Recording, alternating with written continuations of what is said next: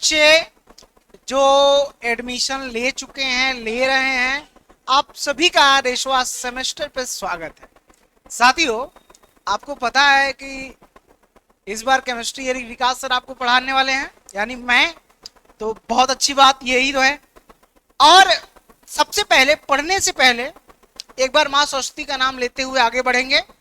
अब दूसरी चीज कि आप को क्या पढ़ना है केमिस्ट्री में, सिलेबस। आखिर में सिलेबस क्या है जो आपको पढ़ना है गाइज, समझ रहे हो? सिलेबस क्या है जो आपको पढ़ना है, वो मैं आज आपको बताने वाला हूँ पूरा अच्छे से कि क्या क्या एक्चुअली में हमें पढ़ना है और कितना टाइम लगेगा इसमें हम पढ़ लेंगे। तो आज का जो वीडियो है हमारा, एक्चुअली में जो है ये अप्लाइड केमिस्ट्री 1 का सिलेबस डिस्कशन है। क्या है? अप्लाइड केमिस्ट्री 1 का सिलेबस डिस्कशन, जिसमें complete syllabus, unit wise topic क्या है, इंपॉर्टेंट चैप्टर, ठीक है, ये सब हम आपको डिस्कस करने वाले हैं। ठीक है, आप तैयार हैं? उम्मीद करता हूँ देखेंगे आप वीडियो हमारे। ठीक है, सबसे पहले 5 यूनिट है, ये जान लीजिए। क्या है?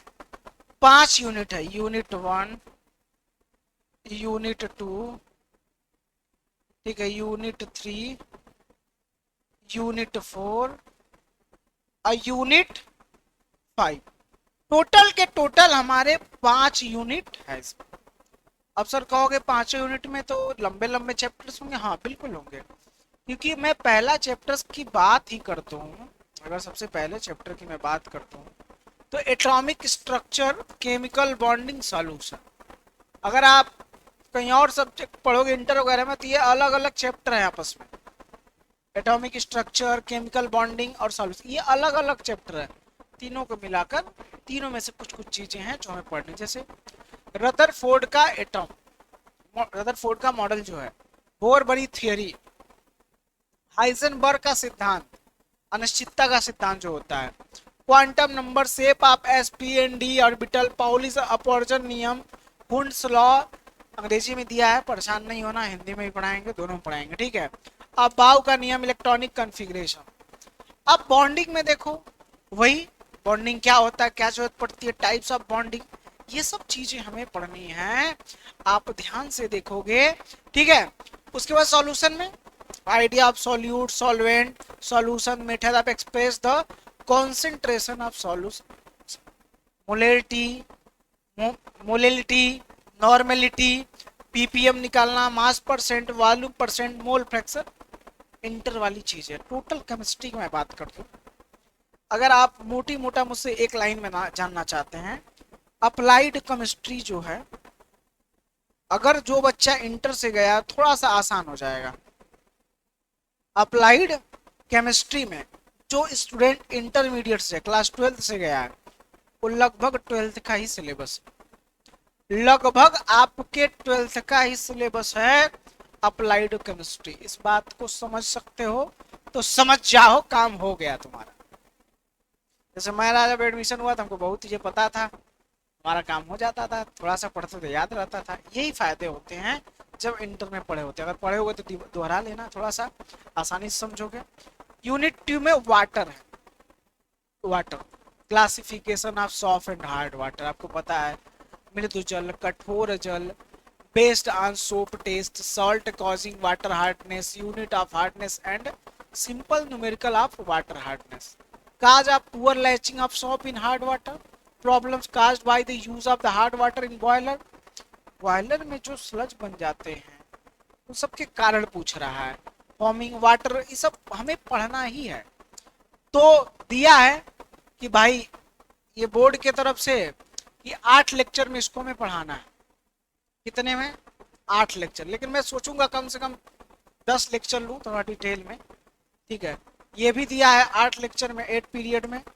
तीसरा चैप्टर इंजीनियरिंग मटेरियल, मतलब एक बात को समझो ना, तुम्हारे इंजीनियरिंग में जो जो यूज होगा उस चीजों के बारे में ही हमें पढ़ना। कैसे सर? देखो, एटॉमिक स्ट्रक्चर पढ़ने के बाद हमें जरूरत पड़ी वाटर की। कहीं ना कहीं किसी भी इंजन में, बॉयलर में हमें पानी की आवश्यकता पड़ेगी, तो पानी को जान लेना। जैसे पानी जान लिया, इंजीनियरिंग मटेरियल, जैसे natural occurrence of metal, minerals हो गया, ओर्स ऑफ आयरन हो गया, एल्युमिनियम एंड कॉपर हो गया, गैंग क्या होता, फ्लक्स क्या होता, slag, brief account of general principle of metallurgy, ये सब पढ़ना है। एक्सट्रैक्शन, एल्युमिनियम बाक्साइड से एल्युमिनियम को निकालना, कि कैसे हम बाक्साइड से एल्युमिनियम को निकालेंगे। एलॉय है, अयस्क, ठीक है, उपधातुएं हैं, जनरल केमिकल सारे पॉलीमर्स हैं, मोनोमर हुआ, होमो, ठीक है, कोपॉलीमर्स हुआ, ये सब हम पढ़ेंगे। मजा आएगा क्योंकि मजे वाली चीज है। लेकिन ये 8 लेक्चर भले दिया है, लेकिन इसमें लगेंगे कम से कम 12 लेक्चर।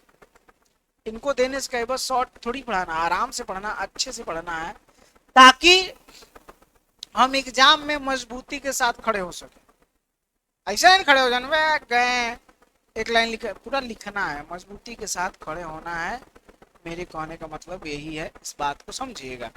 अगला आइए, lecture number 14, chemistry of fuels and lubricant. जब इंजन चलता है हमारा, तो चलते हुए इंजन में फ्यूल लगते हैं, बिना फ्यूल का कोई इंजन नहीं चलेगा। हम अगर बोल रहे हैं एनर्जी है, ये भी हमारा इंजन है, हमने खाना खाया होगा, कुछ ना कुछ खाया होगा, तब बोल रहे हैं। इस प्रकार से chemistry of fuels and lubricants, definition of fuel क्या होता है, कंबशन क्या होता है, ये सब चीजें हम पढ़ने वाले हैं। जैसे केमिकल कॉम्पोजिशन, इधर fuel rating, octane and cetane numbers, calorific weight, ठीक, LPG, CNG, water gas, coal gas, producer gas and biogas, lubricant, function and characteristic, properties of good lubricant, ये सब चीजें हमें पढ़नी। वहीं अगर मैं 5वें लेक्चर पे आ जाऊँ, 5वें एक चीज देखना है, 9 पीरियड दिया है, लगभग हो जाएगा खत्म, ठीक है। अब देखो इसमें दिया इलेक्ट्रोकेमिस्ट्री, टोटल इलेक्ट्रोकेमिस्ट्री, बैटरी में जो काम होता है, बैटरी बैटरी हमारा होता है ना, प्लस फिर माइनस, टोटल बैटरी वाला काम इसमें पढ़ेंगे। इसमें सेल पढ़ेंगे, प्राइमरी सेल क्या होता है, सेकेंडरी सेल क्या होता है, कैसे बनते हैं सेकेंडरी सेल, कितने प्रकार का होता है, सीसा संचायक सेल क्या होता है, लेड वाला, लेड स्टोरेज बैटरी, ये सब इसमें हम पढ़ने वाले हैं 9 लेक्चर, लेकिन और भी बढ़ा के।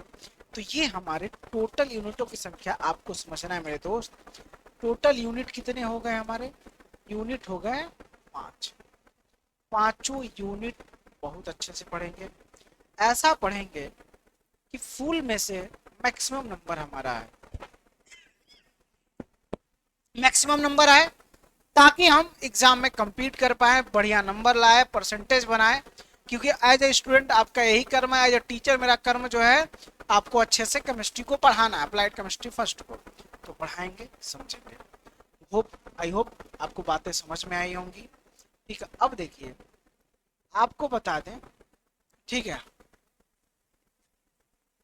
अगर आप हमारे ऐप पे जाएंगे तो इसका प्रॉपर बैच मिल जाएगा, ठीक है, क्या मिल जाएगा, बैच।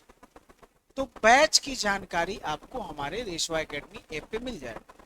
आप में ऐप होगा, अगर सेमेस्टर के स्टूडेंट हैं तो आई होप आपके मोबाइल में हमारा ऐप 100% होना है, ठीक है, 100% हमारा ऐप होगा। ओके मेरे भाई, इस बात को समझना है, ऐप तो है सर, ठीक है।